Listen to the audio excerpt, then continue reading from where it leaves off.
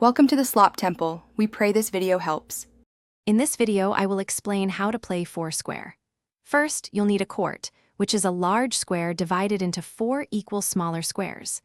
Each square is occupied by one player, making it a game for 4 people. The player in the highest ranked square, often called the king or number 1, starts the game. Your main goal is to keep the ball in play and eliminate opponents to advance to the king square. To begin, the player in the king square serves the ball underhand.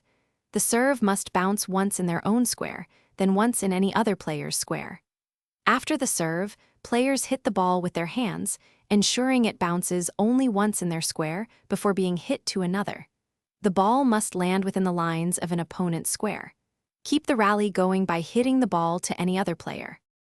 Players are eliminated for several reasons.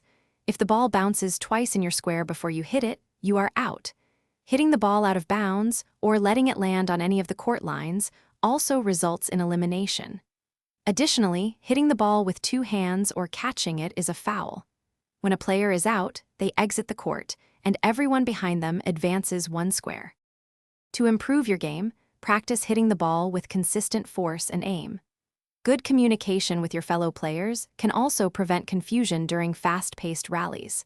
For an extra challenge, consider adding optional rules like cherry bombs, where a player can hit the ball extra hard. Ultimately, Foursquare is about having fun and enjoying friendly competition with your friends. Thanks for watching. Consider subscribing if we helped you.